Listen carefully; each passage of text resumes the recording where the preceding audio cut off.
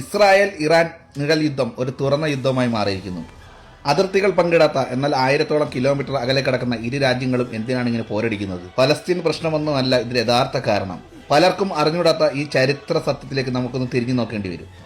ഇറാന്റെ പരമോന്നത നേതാവായ അയത്തുള്ള അലി ഖൊമേനിയാണ് അമേരിക്കയുടെയും ഇസ്രായേലിന്റെയും സംയുക്ത മിസൈൽ ആക്രമണത്തിൽ കൊല്ലപ്പെട്ടത്. കഴിഞ്ഞ 3.5 പതിറ്റാണ്ടാണ് ഖൊമേനി ഇറാൻ അടക്കി ഭരിച്ചിരുന്നത്.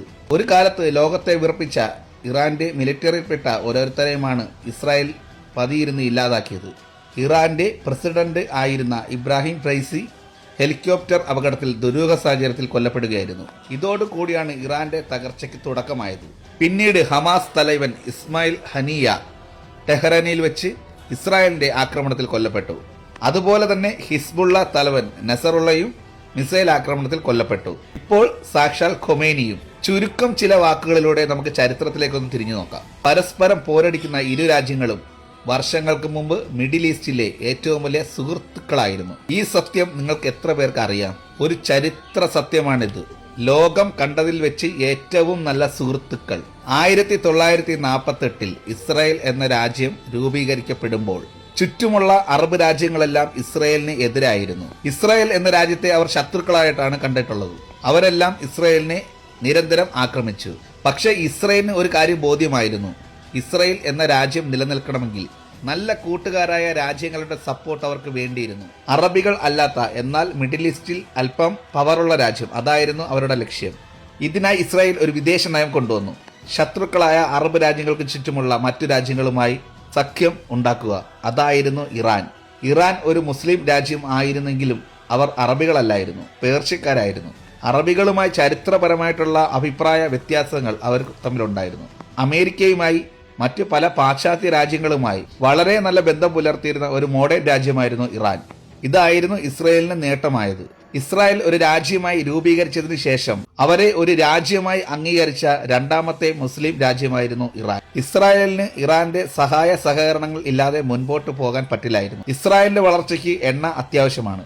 മറ്റ് അറബ് രാജ്യങ്ങളൊന്നും ഇസ്രായേലിനോട് സഹകരിച്ചില്ല. ഈ സമയത്ത് ഇറാനാണ് ഇസ്രായേലിനെ സഹായിച്ചത്. ഏഷ്യയിൽ നിന്നും രഹസ്യമായി ക്രൂഡ് ഓയിൽ പൈപ്പ് ലൈനിലൂടെയും കപ്പലിലൂടെയും നൽകിയത് ഇറാനാണ്. പകരം അത്യാധുനിക ആയുധങ്ങൾ, അത്യാധുനിക കാർഷിക ഉപകരണങ്ങൾ, മെഡിക്കൽ സപ്പോർട്ട് ഇതെല്ലാം ഇസ്രായേൽ തിരികെ നൽകി. അതുപോലെ തന്നെ ഇറാന്റെ മിലിറ്ററി ഏജൻസി രൂപീകരിക്കാനും ഇസ്രായേൽ സഹായിച്ചു. ലോകോത്തര ട്രെയിനിങ് കൊടുക്കാനായിട്ട് സഹായമായിട്ട് നിന്നത് ഇസ്രായേലിന്റെ ചാര സംഘടനയായ മൊസാദാണ്. ഈ സഖ്യം മറ്റ് അറബ് രാജ്യങ്ങൾക്ക് ഒരു തലവേദനയായി മാറി. എന്നാൽ 1979 മിഡിൽ ഈസ്റ്റിന്റെ തലവര തന്നെ മാറി. അതും ഇറാനിൽ തന്നെ.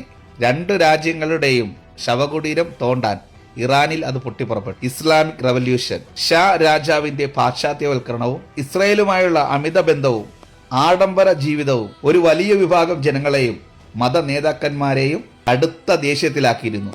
സാധാരണ ജനങ്ങൾ ദാരിദ്ര്യത്തിൽ കഴിയുമ്പോൾ രാജാവും കൂട്ടരും കോടികൾ ചെലവഴിച്ച് രാജകീയ ജീവിതം ആസ്വദിക്കുന്നു. ഇതിനെതിരെ ശബ്ദമുയർത്തിയ അയത്തുള്ള റുഖേല ഖൊമേനി എന്ന മത നേതാവിനെ ഷാ നേതാവ് നേരത്തെ നാടുകടത്തിയിരുന്നു. എന്നാൽ ഇറാനിയൻ ജനത കൂട്ടത്തോടെ തെരുവിലിറങ്ങി. രാജാവിന്റെ പട്ടാളത്തിനും ഇന്റലിജൻസിനും ഈ രോക്ഷത്തിനു മുന്നിൽ എതിർത്ത് നിൽക്കാൻ കഴിഞ്ഞില്ല. അങ്ങനെ പിടിച്ചു നിൽക്കാൻ കഴിയാതെ ഷാ നേതാവും കുടുംബവും സ്വന്തം രാജ്യത്ത് നിന്ന് തന്നെ പോകേണ്ടി വന്നു. വർഷങ്ങൾക്ക് ശേഷം അയത്തുള്ള ഖൊമേനി തിരിച്ചെത്തി. ലക്ഷക്കണക്കിന് ജനങ്ങൾ അദ്ദേഹത്തെ സ്വീകരിച്ചു. അതോടെ ഇറാന്റെ ചരിത്രം വഴിമാറി. അതോടെ ഒരു മോഡേൺ രാജ്യമായിരുന്ന ഇറാൻ കർശന മത നിയമങ്ങൾ ഉള്ള ഇസ്ലാമിക് രാജ്യമായി മാറി. അമേരിക്കയെയും ഇസ്രായേലിനെയും അവർ ശത്രുക്കളായി മുദ്രകുത്തി. ഇസ്രായേൽ രാജ്യം നിയമവിരുദ്ധമാണെന്നും ഫലസ്തീൻ ഭൂമി അവർ അപഹരിച്ചതാണെന്നും ഖൊമേനി പറഞ്ഞു.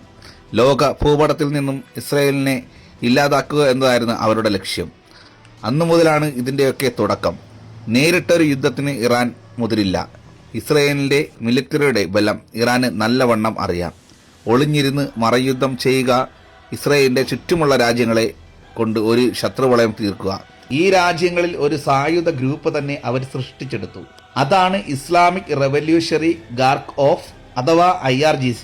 ഇവരാണ് ഇസ്രായേലിൻ്റെ ഉറക്കം കെടുത്തുന്ന രീതിയിലുള്ള പല ഗ്രൂപ്പുകളെയും പല സ്ഥലങ്ങളിൽ വളർത്തിയെടുത്തത്. ആദ്യം അവർ ലെബനിലേക്ക് തിരിഞ്ഞു. ഇസ്രായേൽ എന്ന രാജ്യത്തോട് പോരാടാൻ പണവും ആയുധങ്ങളും ട്രെയിനിങ്ങും നൽകി ഒരു ഭീകരമായ സായുധ സംഘത്തെ വളർത്തിയെടുത്തു. അവരാണ് ഹിസ്ബുള്ള. പിന്നീട് ഫലസ്തീനിലെ ഗാസയിൽ ഇസ്രായേലിനെതിരെ പോരാടുന്ന ഹമാസിനും ഫലസ്തീനിലെ ഇസ്ലാമിക് ജിഹാദിനും ഇറാൻ പിന്തുണ നൽകി. യമനിലെ സിറിയയിലെയും ഇറാഖിലെയും ചെറിയ ഗ്രൂപ്പുകൾക്ക് ഇറാൻ ആയുധങ്ങളും ട്രെയിനിങ്ങും ഡ്രോണുകളും മിസൈലുകളും നൽകി ശക്തിപ്പെടുത്തി. ഇറാന്റെ ബുദ്ധി അപാരമായിരുന്നു. ഇറാൻ എല്ലാ സഹായങ്ങളും നൽകി യുദ്ധത്തിന് അയക്കുമ്പോഴും അവിടെ മരിച്ചു വീഴുന്നത് ഈ പറയപ്പെടുന്ന രാജ്യങ്ങളിലെ സാധാരണക്കാരായിരുന്നു. മറിച്ച് ഇറാന്റെ ഒരു രക്തം പോലും പൊടിയുന്നില്ല. ഇസ്രായേലിന്റെ പ്രഹരത്തിൽ ഈ രാജ്യങ്ങൾക്ക് വളരെ വലിയ തിരിച്ചടികൾ കിട്ടി. ഇസ്രായേൽ പുതിയ തന്ത്രങ്ങൾ മെനഞ്ഞു. ആക്രമിക്കാൻ വരുന്നവരുടെ കാല് വെട്ടിയിട്ട് കാര്യമില്ല, തല വേണം വെട്ടാൻ. അത് ഇറാനാണെന്ന് ഇസ്രായേലിന് നല്ല രീതിയിൽ അറിയാം. ഇറാൻ ആണവായുധം നിർമ്മിക്കും എന്ന് ഇസ്രായേലിന് തെല്ലെ ഭയമുണ്ടായിരുന്നു. അങ്ങനെ ഉണ്ടാക്കിയാൽ ഇസ്രായേലിന്റെ പൊടി പോലും കാണത്തില്ലെന്ന് അവർക്ക് നല്ല ബോധ്യമുണ്ടായിരുന്നു. അതിനുവേണ്ടി ഇറാന്റെ ന്യൂക്ലിയർ പ്ലാന്റിലെ കമ്പ്യൂട്ടറിലേക്ക് രഹസ്യ സിഗ്നലുകൾ അയച്ച് നശിപ്പിച്ചു. അതൊരു വൈറസ് ആയിരുന്നു. സ്റ്റക്സ് നെറ്റ് എന്നായിരുന്നു അതിന്റെ പേര്. ഒരു സൈബർ ആയുധം. അതോടുകൂടി ഇറാന്റെ ആണവ പരീക്ഷണങ്ങൾ ഒരുപാട് വർഷങ്ങളേക്ക് പിന്നിലായി. അടുത്ത ലക്ഷ്യം ഇറാന്റെ സയന്റിസ്റ്റുകൾക്ക് നേരെ തിരിഞ്ഞു. ഇറാന്റെ സയന്റിസ്റ്റുകളെ ഓരോരുത്തരായി മൊസാദ് വകവരുത്തി. ഇറാന്റെ മണ്ണിൽ കടന്നു കയറി ന്യൂക്ലിയർ ഫയലുകൾ മോഷ്ടിച്ച് ഗോഡൌണുകളെല്ലാം കത്തിച്ച് ചാമ്പലാക്കി മൊസാദ് ഒറ്റ ദിവസം കൊണ്ട് ഇസ്രയേലിലേക്ക് പറന്നു. എന്നാൽ നേരിട്ടൊരു യുദ്ധത്തിലേക്ക് പോകാൻ ഇരു കൂട്ടരും തയ്യാറായില്ല. അതൊരു വലിയ യുദ്ധത്തിലേക്ക് പോകുമെന്ന് ഇരു കൂട്ടർക്കും നല്ല ബോധ്യമുണ്ടായിരുന്നു. എന്നാൽ 2023 ഒക്ടോബർ 3 കാര്യങ്ങളെല്ലാം കൈവിട്ടുപോയി. ഗാസയിൽ നിന്നും ഇസ്രയേലിലേക്ക് അതിക്രമിച്ചു കയറിയ ആ കൂട്ടക്കുരുതി ഇപ്പോൾ നടന്ന ആ നിഴൽ യുദ്ധത്തിന് അവസാനമായി. ഗാസയെ അവർ പൂർണ്ണമായും നശിപ്പിച്ചു. അതിയിരുന്ന് മറ്റ് ശത്രുക്കളെയുമെല്ലാം അവർ പൂർണ്ണമായും ഇല്ലാതാക്കി. ഇപ്പോൾ ആ തലയും അവരെടുത്തിരിക്കുന്നു. ഖുമേനി മരിച്ചതിൽ ഇറാനിൽ പ്രതിഷേധവുമുണ്ട്, സന്തോഷവുമുണ്ട്. ഇനി കണ്ടറിയാം എന്തൊക്കെ നടക്കുമെന്ന്.